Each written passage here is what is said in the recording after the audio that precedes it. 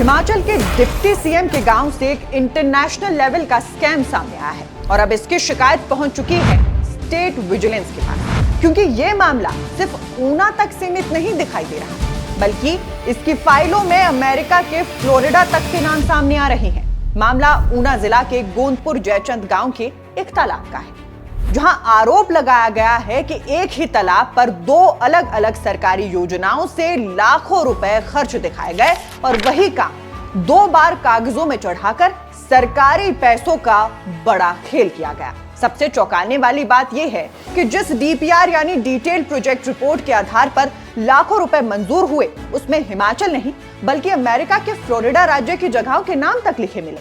अब सवाल सिर्फ एक तालाब का नहीं रह गया, बल्कि पूरे सिस्टम पर उठने लगा है। क्या सच में एक ही काम के लिए 2 बार पैसा निकाला गया?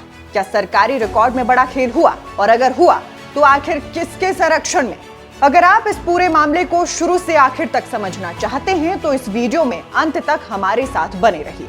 दरअसल शिकायत के मुताबिक कहानी शुरू होती है 2 मार्च 2024 से, जब जिला खनन फाउंडेशन ट्रस्ट यानी DMFT ऊना के तहत गोंदपुर जयचंद तालाब के निर्माण और नवीनीकरण के लिए 25 लाख रुपए मंजूर किए गए। इस काम को करवाने की जिम्मेदारी दी गई जल शक्ति विभाग हरोली को। इसके बाद विभाग की तरफ से यूटिलाइजेशन सर्टिफिकेट यानी खर्च का प्रमाण पत्र भी जारी कर दिया गया, जिसमें कहा गया कि पूरे 25 लाख रुपए तालाब पर खर्च हो चुके हैं और काम पूरा हो गया है। लेकिन यहीं से कहानी में पहला बड़ा सवाल खड़ा होता है, क्योंकि शिकायत के अनुसार इस प्रमाण पत्र में काम पूरा होने की तारीख ही नहीं लिखी गई। ना कोई कंप्लीशन सर्टिफिकेट सामने आया, ना कोई साफ रिकॉर्ड कि आखिर काम पूरा कब हुआ।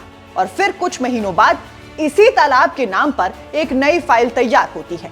इस बार मामला जुड़ता है Himachal bulk drug park project से। शिकायत में कहा गया कि 27 सितंबर 2024 को बल्क ड्रग पार्क स्कीम के तहत करोड़ों रुपए की बड़ी मंजूरी जारी होती है और उसी के अंदर इस एक तालाब के लिए करीब 32 लाख रुपए की तकनीकी मंजूरी और लगभग 34 लाख रुपए की डीपीआर तैयार कर दी जाती है। यानी पहले 25 लाख, फिर उसी तालाब के लिए दूसरी योजना से करीब 32 लाख। और अब यहाँ सबसे बड़ा सवाल यही उठ रहा है कि अगर पहला काम पूरा हो चुका था तो फिर दूसरी योजना से पैसा किस चीज के लिए आया? और अगर दूसरा काम असली था तो पहले वाले 25 लाख रुपए आखिर गए कहां?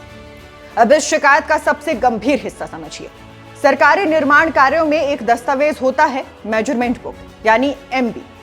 इसी में लिखा जाता है कि कितनी खुदाई हुई, कितनी ईंट लगी, कितनी सीमेंट इस्तेमाल हुआ, कितनी पाइपलाइन बिछी, कितना RCC डाला गया। और शिकायत में आरोप लगाया गया है कि एक ही तालाब की वही काम, वही खुदाई, वही पाइप, वही RCC 2 अलग अलग योजनाओं में दिखाए गए। यानी आरोप यह है कि एक ही काम का पैसा 2 बार दिखाया गया। अगर जांच में ये सही निकलता है तो मामला बेहद गंभीर हो सकता है, लेकिन कहानी यही खत्म नहीं होती। शिकायत में यह भी कहा गया कि करीब 34 लाख रुपए के काम को छोटे छोटे हिस्सों में बांटा गया। कहीं 4 लाख का टेंडर, कहीं 5 लाख का, कहीं अलग नाम से छोटा काम। अब सवाल उठ रहा है कि क्या जानबूझकर काम को टुकड़ों में बांटा गया ताकि बड़े स्तर की जांच और सख्त टेंडर प्रक्रिया से बचा जा सके? क्या नियमों को बाईपास करने के लिए ऐसा किया गया? और फिर आता है इस पूरे मामले का सबसे चौंकाने वाला हिस्सा, डीपीआर यानी वही डिटेल्ड प्रोजेक्ट रिपोर्ट जिसके आधार पर सरकारी मंजूरी और फंड जारी किए जाते हैं। शिकायत में दावा किया गया है कि इस डीपीआर में अमेरिका के फ्लोरिडा राज्य से जुड़े नाम लिखे मिले, लेक हैंकॉक, पीस रिवर, पोल कंट्री। अब लोग पूछ रहे हैं कि आखिर हिमाचल के ऊना जिले के एक तालाब की डीपीआर में अमेरिका की झीलों और इलाकों के नाम कैसे आ गए? क्या ये डीपीआर कहीं से कॉपी पेस्ट की गई या बिना ग्राउंड स्टोरी के फाइल तैयार कर दी गई? और अगर डीपीआर ही सवालों के घेरे में है तो फिर लाखों रुपए की मंजूरी किस आधार पर दी गई?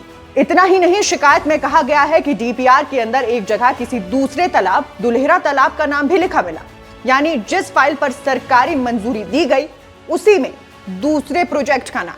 अब सवाल और गहरे हो रहे हैं।